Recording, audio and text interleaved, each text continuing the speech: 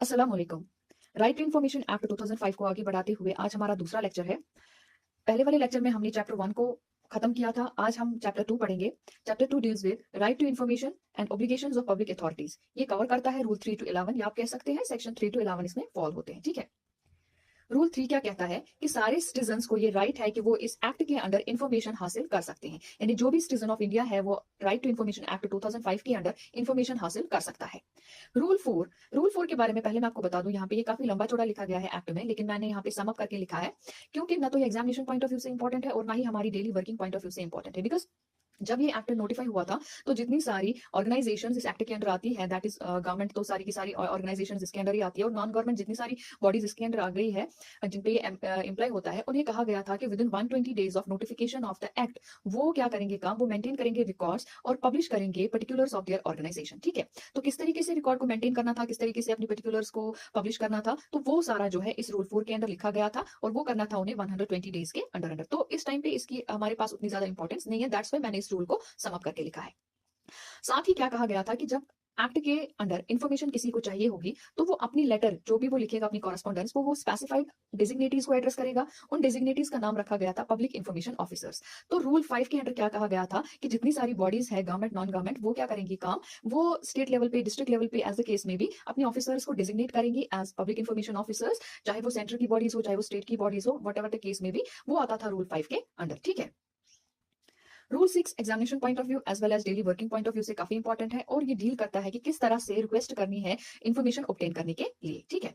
इसका सब रूल 1 क्या कहता है कि कोई भी बंदा जिसे इन्फॉर्मेशन चाहिए होगी वो रिटन में या इलेक्ट्रॉनिक मीन्स यानी ईमेल वगैरह के थ्रू अपनी एक एप्लीकेशन दे सकता है इस एक्ट के अंडर, और वो एप्लीकेशन इंग्लिश में, हिंदी में या उस जगह की ऑफिशियल लैंग्वेज में लिख सकता है जिस जगह वो रहता हो, और उस एप्लीकेशन के साथ कुछ प्रेस्क्राइब्ड फी रखना पड़ेगा उसे। जो भी प्रेस्क्राइब किया होगा वो हम आगे पढ़ेंगे कि क्या फी प्रेस्क्राइब किया गया है, कैसे वो पे करना है। यहाँ पे इतना ही कहा गया है कि जो भी प्रेस्क्राइब्ड फी है वो अपनी एप्लीकेशन के साथ रखे और उस एप्लीकेशन को एड्रेस करे किसको, जो भी कंसर्न पब्लिक इन्फॉर्मेशन ऑफिसर होगा, चाहे सेंट्रल का होगा चाहे स्टेट का होगा, एज द केस में भी उसे एड्रेस करे और अपनी इन्फॉर्मेशन मांगे। ठीक है। अब जहां पे रिटन में एप्लीकेशन देना पॉसिबल नहीं हो, वहां पे कहा गया है कि ऑरली भी अंडर सेट प्रोसीजर आप रिक्वेस्ट कर सकते हैं, और पीआईओ कंसर्न जो होगा यानी पब्लिक इन्फॉर्मेशन ऑफिसर कंसर्न जो होगा वो पूरी की पूरी कोशिश करेगा उस रिक्वेस्ट को जो है इन्फॉर्मेशन प्रोवाइड करने में और उसे डिस्पोज ऑफ करने में। तो दैट मीन्स अगर एक बंदे को इन्फॉर्मेशन चाहिए तो वो रिटन एप्लीकेशन लिख सकता है आइदर हार्ड फॉर्म में या सॉफ्ट फॉर्म में, और उसके साथ प्रेस्क्राइब्ड फी रखनी पड़ेगी उसे, और वो एप्लीकेशन उसे किसे एड्रेस करनी पड़ेगी, कंसर्न पब्लिक इन्फॉर्मेशन ऑफिसर। ठीक है। वो स्टेट का हो, सेंटर का हो, वट एवर द केस में भी। उस एप्लीकेशन में जो वो एप्लीकेंट मूव कर रहा है उसे अपनी कोई भी डिटेल देने की जरूरत नहीं है, एक्सेप्ट उतनी डिटेल्स जितनी एक डिपार्टमेंट को जरूरत पड़ती है उसको कांटेक्ट करने में। यानी कि जब एक एप्लीकेंट एक एप्लीकेशन मूव करता है उसे अपनी सारी डिटेल्स देने की कोई जरूरत नहीं है, बस अपना नाम, अपना एड्रेस, अपना कांटेक्ट नंबर दे दे, सो दैट डिपार्टमेंट उसको at the time of providing of information contact कर सके। ठीक है। साथ ही साथ ये भी कहा गया है कि वाइल मूविंग एप्लीकेशन, जब एक एप्लीकेंट एक एप्लीकेशन मूव करता है तो उसे रीजंस देने की कोई जरूरत नहीं है कि वो क्यों ये एप्लीकेशन मूव कर रहा है। यानी कि इन्फॉर्मेशन मांगने के लिए उसे जरूरी नहीं है कि वो ये कहे कि उसे ये इन्फॉर्मेशन क्यों चाहिए। तो दैट मीन्स एक एप्लीकेंट को जब एक एप्लीकेशन मूव करनी है तो उसे कोई भी डिटेल्स, कोई भी रीजंस देने की जरूरत नहीं है कि वो ये इन्फॉर्मेशन क्यों मांग रहा है, और डिपार्टमेंट भी उस बंदे से ये नहीं पूछ सकता है कि उसे ये इन्फॉर्मेशन क्यों चाहिए। ठीक है। अब कभी कभार क्या होता है कि जब पीआईओ के पास एप्लीकेशन पहुंच जाती है तो वो इन्फॉर्मेशन जो मांगी गई है वो उस पीआईओ के पास मौजूद नहीं होती है, वो डिपार्टमेंट के दूसरे पीआईओ के पास या किसी और डिपार्टमेंट के पीआईओ के पास मौजूद होती है। तो उस टाइम पे क्या किया जाता है कि ये जो पीआईओ है जिसने लेटर रिसीव की, इसका फर्ज बनता है कि ये उस टाइम पे उस एप्लीकेशन को ट्रांसफर करे उस दूसरे पीआईओ के पास जिसके पास इन्फॉर्मेशन लाइंग होती है। ठीक है। और वाइल ट्रांसफरिंग द एप्लीकेशन इसे इंटीमेट करना पड़ता है एप्लीकेंट को कि हमने जी आपकी एप्लीकेशन दूसरे पीआईओ को भेज दी है और वही आपको इन्फॉर्मेशन दे देगी। तो जब एक पीआईओ दूसरे पीआईओ को एप्लीकेशन ट्रांसफर करता है वो ज्यादा से ज्यादा 5 दिन लगाना चाहिए, यानी कि विद इन 5 डेज एक एप्लीकेशन एक पीआईओ से दूसरे पीआईओ तक ट्रांसफर होनी चाहिए, अगर एक पीआईओ के पास वो रिक्विजिट इन्फॉर्मेशन अवेलेबल नहीं होगी। सपोज मैं ऐसे कहूंगी, ऑफिसर ए है, ये पीआईओ है किसी डिपार्टमेंट का डिविजनल लेवल पे, इसको जो है एप्लीकेशन मूव की गई लेकिन इसके पास वो इन्फॉर्मेशन नहीं है, वो डिस्ट्रिक्ट श्रीनगर के पीआईओ के पास है सेम डिपार्टमेंट की। ठीक है। तो डिस्ट्रिक्ट लेवल पे जो ये पीआईओ है ये इन्फॉर्मेशन प्रोवाइड करेगा, लेकिन कैसे, इसके पास तो कोई एप्लीकेशन आई नहीं, वो एप्लीकेशन तो डिवीजन के पीआईओ के पास है। तो डिवीजन का पीआईओ जो है वो क्या करेगा काम, वो इस एप्लीकेशन को ट्रांसफर करेगा यानी भेजेगा किसको, डिस्ट्रिक्ट श्रीनगर के पीआईओ के पास, उस कंसर्न डिपार्टमेंट के, और इंटीमेशन देगा किसको, एप्लीकेंट को, कि हमने आपकी लेटर जो है, अपनी आपकी जो एप्लीकेशन है वो ट्रांसफर कर दी है किसको, डिस्ट्रिक्ट श्रीनगर के पीआईओ को। ठीक है। ये मैंने आपको एग्जांपल दी समझाने के लिए कि ट्रांसफर क्या होता है। और वाइल ट्रांसफरिंग की डिवीजन टू डिस्ट्रिक्ट जो है विद इन 5 डेज होनी चाहिए, यानी डिवीजन का पीआईओ 5 दिनों के अंदर अंदर ये एप्लीकेशन डिस्ट्रिक्ट के पीआईओ तक देना चाहिए। ठीक है। रूल 7 क्या कहता है कि अब रिक्वेस्ट तो आई, अब इस रिक्वेस्ट को एक पीआईओ कैसे डिस्पोज ऑफ करेगा, यानी कैसे इसको इन्फॉर्मेशन देगा, उसके साथ डील करता है रूल 7। ठीक है, तो रूल 7 क्या कहता है कि जब भी रूल 6 के अंडर आपके पास एप्लीकेशन आती है, यानी एक पीआईओ के पास एप्लीकेशन आती है, तो वो क्या करेगा काम, विद इन 30 डेज उसे इस एप्लीकेशन का जवाब देना पड़ता है, यानी विद इन 30 डेज उसे इन्फॉर्मेशन प्रोवाइड करनी पड़ती है। इसका मतलब ये नहीं हुआ कि वो 30 डेज तक वहां ही रखेगा, देगा ही नहीं। रूल में कहा गया है कि एज एक्सपीडिशियसली एज पॉसिबल, जैसे एप्लीकेशन आती है जितना जल्दी हो सके उतना जल्दी जो है उसका आपको रिप्लाई देना चाहिए। लेकिन आपके पास मैक्सिमम टाइम कितना दिया गया है, 30 डेज। तो हम कहते हैं विद इन 30 डेज जो है आपको इस एप्लीकेशन जो भी आपके पास आई है उसके इन्फॉर्मेशन प्रोवाइड करनी चाहिए, किसको, एप्लीकेंट को।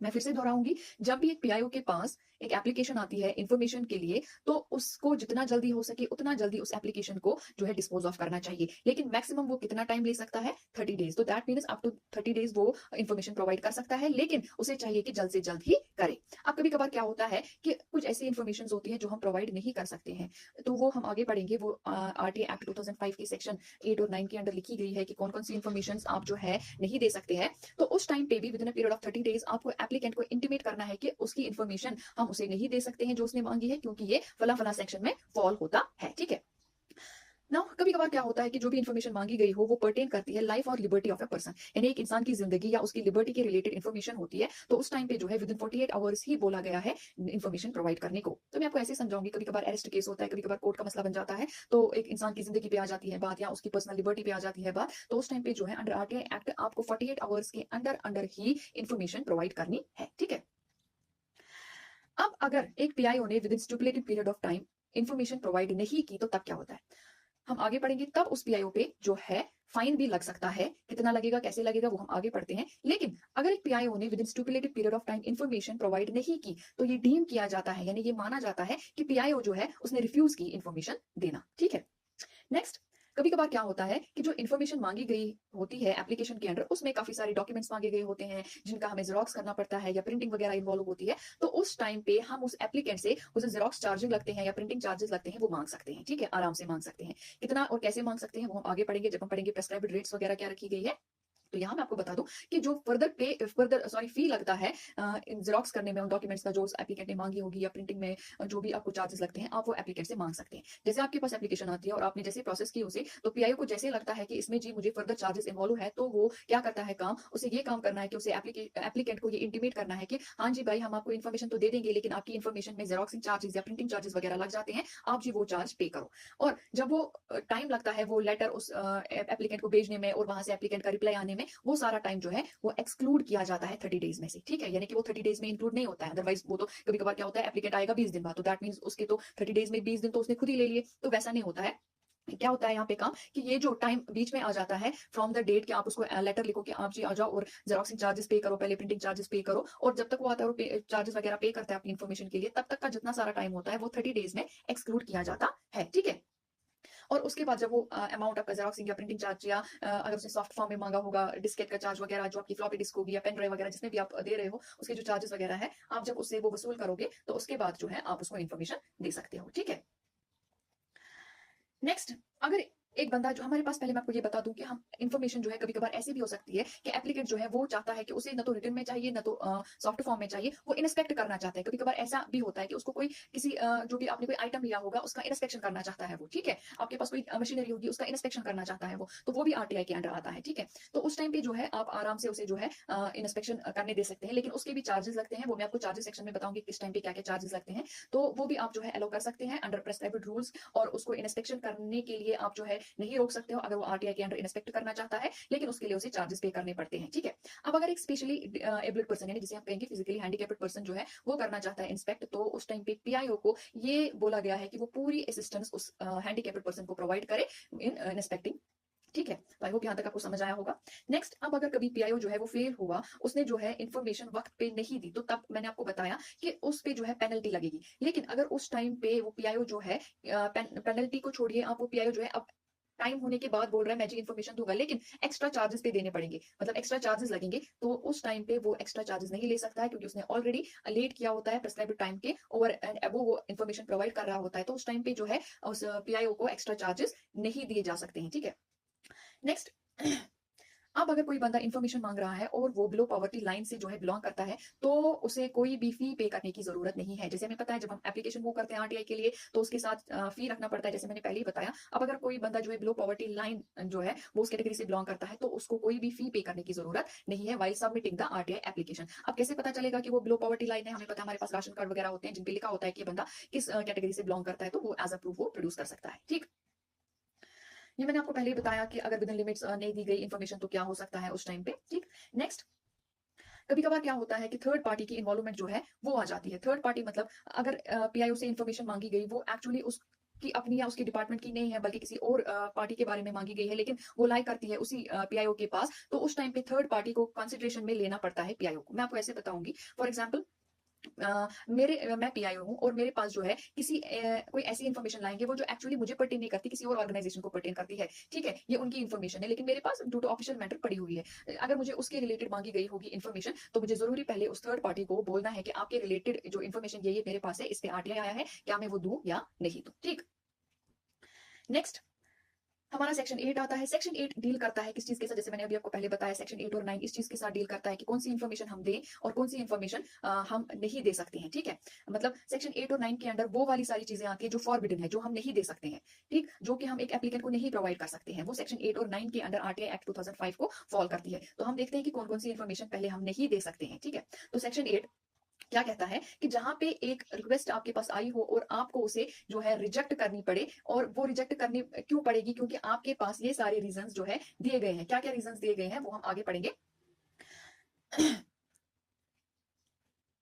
सेक्शन 8 और 9 तो ये कहता है कि कौन कौन सी नहीं देनी है, लेकिन कब, जब आप नहीं दोगे उस टाइम पे आपके लिए जरूरी है कि आप उस बंदे को ये बताओ कि हमने आपको इन्फॉर्मेशन क्यों नहीं दी। यानी कि अगर आपने सेक्शन 8 और 9 के अंडर इन्फॉर्मेशन देने से इनकार कर दिया है, तो आपको जरूरी एप्लीकेंट को ये लिखना है, ये रीजंस देने हैं कि हमने आपको जो है इन्फॉर्मेशन क्यों नहीं दी। ठीक है, अगर अपील भी वो करेगा उसके अंडर भी आप जो है उसे लिख सकते हैं कि आपने इन्फॉर्मेशन उसे क्यों नहीं दी। अब चाहे अगर वो सेक्शन 8 और 9 के अंडर ना भी आए, लेकिन आप रिजेक्ट कर रहे हो, इन्फॉर्मेशन नहीं दे रहे हो, तो आपको हर हाल में उसे ये रीजंस, ये ग्राउंड्स देने पड़ेंगे कि आपने उसे इन्फॉर्मेशन क्यों नहीं दी। ठीक है, यहाँ पे हमें ये बताया जाता है पहले कि जिस फॉर्म में आपसे इन्फॉर्मेशन मांगी जाती हो, आप उसी फॉर्म में इन्फॉर्मेशन जो है प्रोवाइड करें। ठीक, नाउ हम पढ़ेंगे कि सेक्शन 8 के अंडर जो है पहला सब रूल क्या कहता है कि कौन कौन सी इन्फॉर्मेशन आप नहीं दे सकते हो। इन्फॉर्मेशन जिसका डिस्क्लोज करना हमारी कंट्री, हमारी स्टेट की सवर्निटी या इंटीग्रिटी के रिलेटेड खतरनाक साबित हो सकता है। ठीक है, या हमारी स्टेट या हमारी कंट्री के रिलेशंस दूसरी स्टेट, दूसरी कंट्री के साथ खराब जो है कर सकती है वो इन्फॉर्मेशन, तो वो इन्फॉर्मेशन हम जो है डिस्क्लोज नहीं कर सकते हैं। ठीक, वैसी इन्फॉर्मेशन जिसको कोर्ट ने या किसी ट्रिब्यूनल ने मना किया होगा डिस्क्लोज करने से, वो भी हम नहीं कर सकते हैं इन्फॉर्मेशन एक्ट के अंडर डिस्क्लोज। ठीक, इंफॉर्मेशन जिसका डिस्क्लोजर माना जाएगा breach of privilege of parliament और स्टेट लेजिस्लेचर, वो भी हम नहीं दे सकते। यानी कि ऐसी इंफॉर्मेशन जिसका डिस्क्लोज करना ब्रीच ऑफ प्रिविलेज माना जाएगा पार्लियामेंट या स्टेट लेजिस्लेचर का, वो हम नहीं दे सकते। ठीक, information including commercial confidence, trade secrets, intellectual properties वगैरह, ये भी हम नहीं दे सकते तब तक जब तक हमारे पास ये खदशा होगा कि इनका डिस्क्लोजर जो है वो हार्म कर सकता है थर्ड पार्टी को। लेकिन अगर कॉम्पिटेंट अथॉरिटी को ये सेटिस्फाई हो गया कि इन सब का डिस्क्लोजर, किन सब का, information related two point D जो यहाँ पे लिखा है, यानी कि commercial confidence, trade secrets, intellectual property वगैरह का डिस्क्लोजर जो है वो हार्मफुल नहीं है, तो तब जाके वो दे सकती है। अदरवाइज ये इन्फॉर्मेशन हम नहीं दे सकते हैं। Information related to a person in his फिduciary रिलेशनशिप, वो भी हम नहीं दे सकते अनलेस एंड अनटिल हमें जो कॉम्पिटेंट अथॉरिटी है वो सेटिस्फाई हो जाए कि ये in the larger interest of public है। ठीक है, इन्फॉर्मेशन जो हम फॉरेन गवर्नमेंट से इन कॉन्फिडेंस रिसीव करते हैं वो भी हम डिस्क्लोज नहीं कर सकते हैं आरटीआई एक्ट के अंडर। ठीक, इन्फॉर्मेशन जिसका डिस्क्लोजर किसी की लाइफ का या किसी की फिजिकल सेफ्टी का डेंजर का जरिया बन जाए, वो भी हम जो है डिस्क्लोज नहीं कर सकते। यानी मैं ऐसे कहूंगी, वैसी इन्फॉर्मेशन जिससे किसी की लाइफ को या किसी की फिजिकल सेफ्टी को खतरा हो, तो वो हम इन्फॉर्मेशन डिस्क्लोज नहीं कर सकते हैं। ठीक है, वैसी इन्फॉर्मेशन जिससे ये लगे कि कोई इन्वेस्टिगेशन प्रोसेस या कोई जो इंक्वायरी प्रोसेस है या कोई प्रोसिक्यूशन वगैरह है उसमें जो है असर पड़ सकता है, वो इन्फॉर्मेशन भी हम जो है डिस्क्लोज नहीं कर सकते हैं। कोई इंक्वायरी चल रही हो, कोई इन्वेस्टिगेशन चल रही हो, उसके रिलेटेड जो आउटकम्स हो, रिजल्ट्स हो या कुछ भी हो, तो उनका डिस्क्लोजर अगर हमें लगे कि नहीं जी ये हार्म कर सकता है इन्वेस्टिगेशन को या प्रोसिक्यूशन प्रोसेस को, तो हम वो नहीं दे सकते हैं। ठीक है, कैबिनेट पेपर्स जिसमें डिलिब्रेशंस हो काउंसिल ऑफ मिनिस्टर्स की, सेक्रेटरीज की, ऑफिसर्स की, वो भी हम नहीं दे सकते हैं। उसके बाद वैसी इंफॉर्मेशन जो कि इन्वेड करे प्राइवेसी ऑफ एन इंडिविजुअल, ठीक है, यानी पर्सनल इंफॉर्मेशन, वो भी हम नहीं दे सकते हैं। ठीक है, लेकिन यहाँ पे हमें एक क्लॉज दिया गया है कि वैसी इंफॉर्मेशन जो आप पार्लियामेंट को या स्टेट लेजिस्लेचर को डिनाई नहीं कर सकते हो, वो इंफॉर्मेशन आप आरटीआई एक्ट के अंडर भी डिनाई नहीं कर सकते। यानी जो इंफॉर्मेशन आप पार्लियामेंट या स्टेट लेजिस्लेचर को आराम से दे सकते हो, वो इंफॉर्मेशन आप आरटीआई एक्ट के अंडर भी दे सकते हो। लेकिन जो हमने अभी यहाँ पे पॉइंट्स पढ़े फ्रॉम ए टू जे, जो मैंने अभी आपको दिखाया यहाँ पे, उनके अंडर आप इंफॉर्मेशन जो है वो डिस्क्लोज नहीं कर सकते हो। ठीक है। नेक्स्ट, अगर कहीं पे लगे कि जो इंफॉर्मेशन हम रिजेक्ट कर रहे हैं वो इंफॉर्मेशन का डिस्क्लोजर काफी इंपॉर्टेंट है एज कंपेयर टू उसका क्लोजर, यानी कि अगर आपको ये लगे, यानी पीआईओ को या कॉम्पिटेंट अथॉरिटी को ये लगे कि ये जो इन्फॉर्मेशन मांगी जा रही है ये फॉल तो हो रही है सेक्शन 8 के अंडर, यानी फॉरबिडन है, लेकिन इसका डिस्क्लोज करना काफी ज्यादा इंपॉर्टेंट है in the interest of public, तो उस टाइम पे जो है उसको वो डिस्क्लोज कर सकते हैं। नेक्स्ट ये कहा गया है कि कोई भी इंफॉर्मेशन अगर वो सेक्शन 8 के अंडर, सेक्शन 9 के अंडर आ रही है लेकिन वो 20 साल पुरानी है, तो उस टाइम पे उसको जो है डिस्क्लोज किया जा सकता है। और ये 20 साल का टाइम कौन तय कर सकता है, यानी कि ये डेट वगैरह के बारे में कौन देख सकता है, वो देख सकता है सेंट्रल गवर्नमेंट खुद। नेक्स्ट, सेक्शन 9, जैसे मैं आपको बताया 8 तो खत्म हो गया, उसमें हमने पढ़े सब पॉइंट्स ए टू जे, तो अब जो है सेक्शन 9, सेक्शन 9 क्या कहता है, अगर ऐसी रिक्वेस्ट आ गई आपके आरटीआई एक्ट के अंडर जो इन्वॉल्व करे infringement of copyright subsisting in a person other than a state, ठीक है, यानी कि स्टेट को छोड़ के एक पर्सन, ठीक है, तो उस टाइम पे भी आप इंफॉर्मेशन जो है वो नहीं दे सकते हैं, आप उस इंफॉर्मेशन को देने से इनकार कर सकते हैं, यानी आप उस एप्लीकेशन को रिजेक्ट कर सकते हैं। ठीक है। नाउ सेक्शन 10 क्या कहता है कि अगर आपको जो है इन्फॉर्मेशन मांगी गई हो और उसका आधा पार्ट ऐसा है जो सेक्शन 8 और 9 में फॉल होता है और आधा पार्ट ऐसा है जो कि आप दे सकते हो, तो उस टाइम पे जो है आपको उस एप्लीकेंट को उतनी इन्फॉर्मेशन देनी है जितना कि सेक्शन 8 और 9 में फॉल नहीं होता है, और साथ ही साथ उसे ये भी बताना है कि रेस्ट ऑफ द इन्फॉर्मेशन जो है वो सेक्शन 8 और 9 में फॉल होती है या वो हम रिजेक्ट कर रहे हैं, और साथ ही साथ रीजंस ऑफ रिजेक्शन भी दे सकते हैं, यानी कि जितना आपके पास अवेलेबल है और आप वो दे सकते हैं उतनी दे दो, और जो आपको लगता है ये आप नहीं दे सकते हो, ये सेक्शन 8 और 9 में फॉल होती है, वो वाली आप जो है उसे मत दे दो, लेकिन रीजन साथ में लिखो कि आप उसे वो इन्फॉर्मेशन क्यों नहीं दे रहे हो। ठीक है।